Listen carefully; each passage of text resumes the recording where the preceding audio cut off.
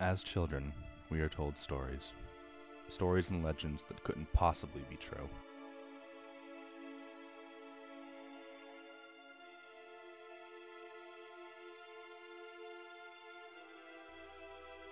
These legends exist to test our imagination, to explain the world's mysteries to us at an early age. But every story has at least a little grain of truth.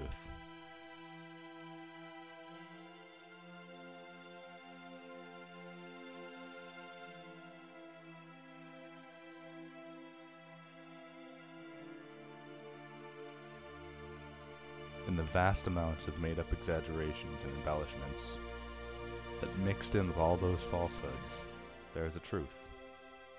A truth about a group of Scotsmen that came to America nearly 100 years before Christopher Columbus.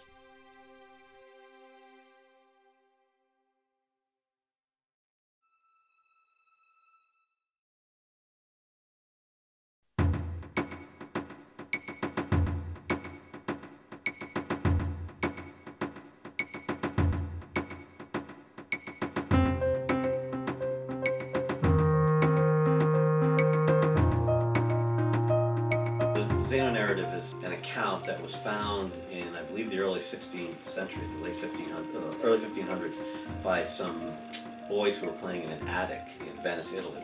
And they found the logs of their, I think, great uncle and grandfather, who had been admirals in the Venetian maritime.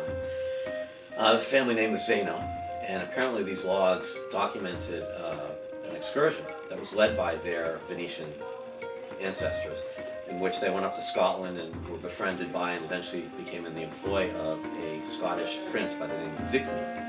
And they led Zichmey and his group, his fleet, across the North Atlantic. It describes the whole journey, but many people believe they ended up in North America, in New England. And so that's sort of the documentary evidence that many people believe is the source of this Westford Night legend.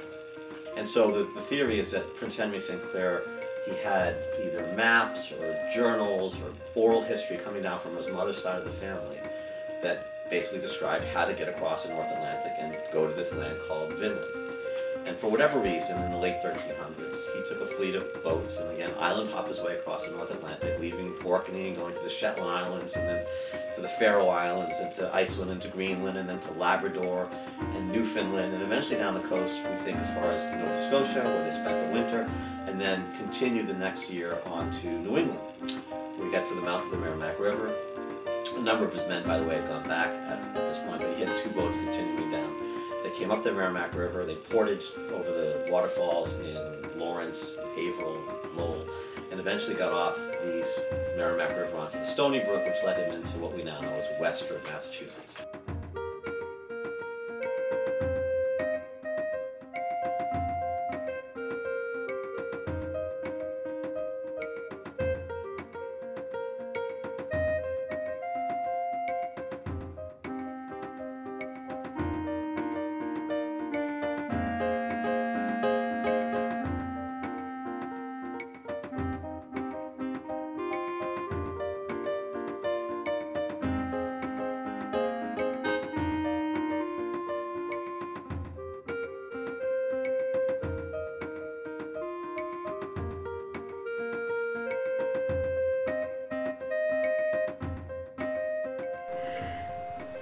We don't know too much about the Westford Knight as a person, but we know a great deal about the leader of the expedition which brought him here, and that was Jarl Henry Sinclair. Jarl is Norse for Earl, and he was the Jarl of the Orkney Islands. He was also a baron of Roslin in Scotland, so presumably they were getting the lay of the land. And one of his men, James Gunn, died. We're not sure how, whether he died of natural causes or perhaps there was a skirmish. And to commemorate Gunn's death, as was the custom of the time, they carved an effigy into the rock ledge.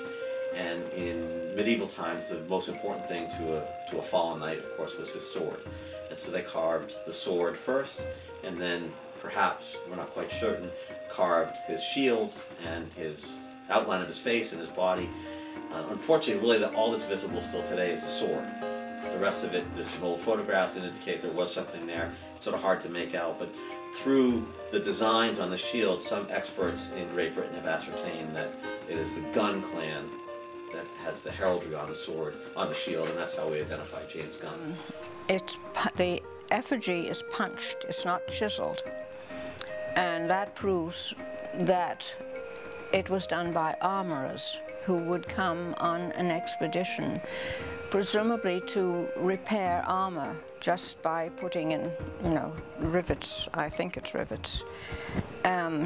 So they would have a punch, and years and years ago, before it eroded so badly, I've lain down alongside it, and you can see how the punches start going up the left-hand side. Actually, the knight's right-hand side, because he's lying flat on his back.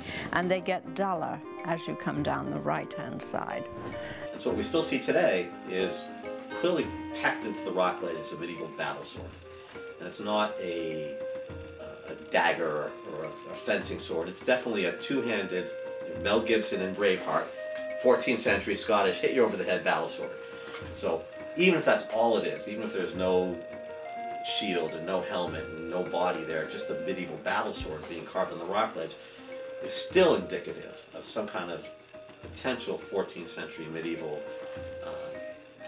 journey to North America.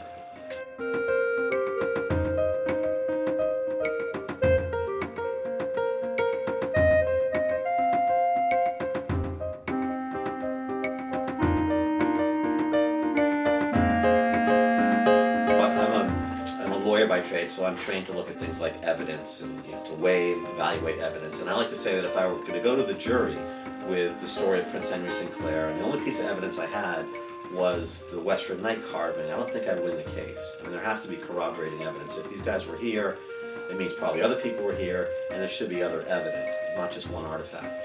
And it turns out there is another really important artifact. It's called the boat stone. It's a boulder that was found not far from where we think Prince Henry Sinclair and his group climbed Prospect Hill. It was found in the 1920s during a construction project in Westford. The big thing in connection to the knight is that it too is punched. So we presume that it was done by at the same time, by the same. They must have stayed quite a while for the whole effigy to have been done, so they must have camped out here. Packed with a metal tool, almost like an armorist would use, as opposed to chiseled with a knife or something, but packed into the boulder. Is a medieval boat called a Nor, K-N-O-R, an arrow, and the number is 184. And experts in Great Britain have indicated this is a type of thing that would have been used to mark a winter encampment site. And so that may have been what Sinclair and his group used to mark their overwintering spot in Westford, a little further up the Stony Brook River from where they disembarked to climb Prospect Hill.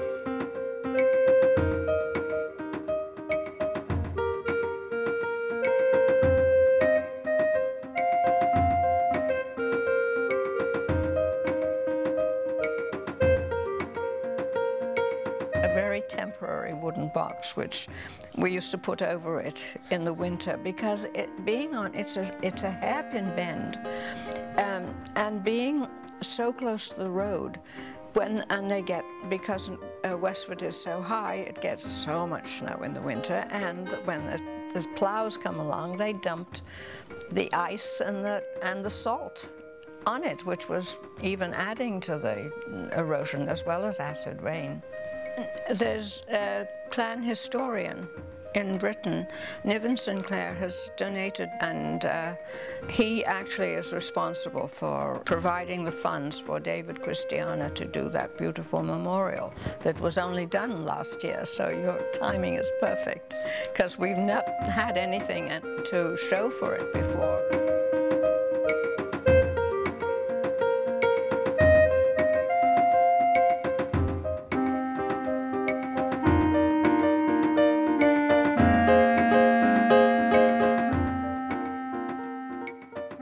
Westford Remembers Memorial Fund. Essentially, I was working on the 9/11 monument, and they were having some issues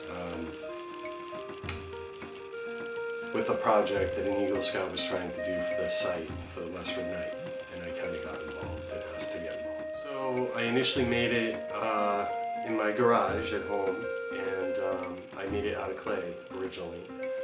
After I was finally done with it, it weighed about 500 pounds, and it had to go to a foundry, and they make a copy of it with silicone, and they make a wax copy, and then they eventually make it into bronze, and that's what it is now. Well, I mean, I primarily had to do my own research on how to do it, what a knight from the 14th century would have looked like from that area he was supposed to be from. And then of course I looked at the drawings of the carvings, and I really didn't have much to go on, so I had to do a lot of research to figure out what kind of armor and stuff he would have had.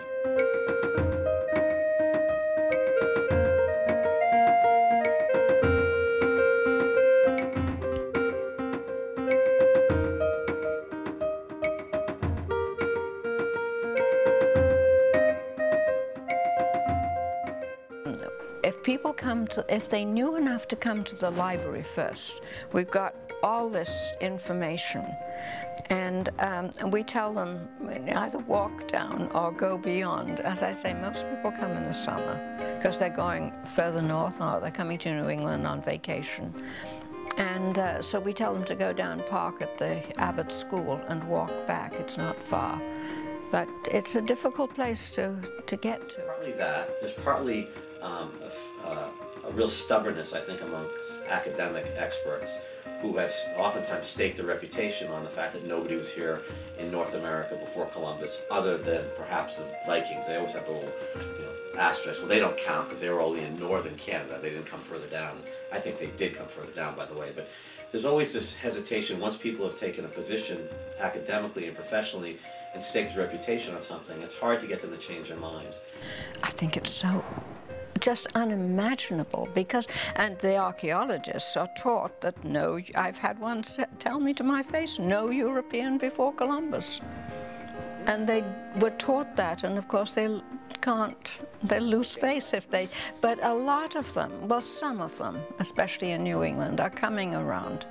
They really are beginning to see, the more work that's done on it, they're beginning to believe that it really did happen. And I think it's just a question of, we all grew up in second grade, in 1492, Columbus sailed the ocean blue, and it's almost like when you're told that that's not the real history, it's almost like being told Santa Claus isn't real, or the Easter Bunny isn't real, and we all get past it, but there's a real marriage we all have emotionally to those legends of our youth. Part of your history, very important part. And it's only asking to go back, 100 years before Columbus. Once you make the start, you can go back so far. I mean, all those peoples that came. And so usually it takes about a generation.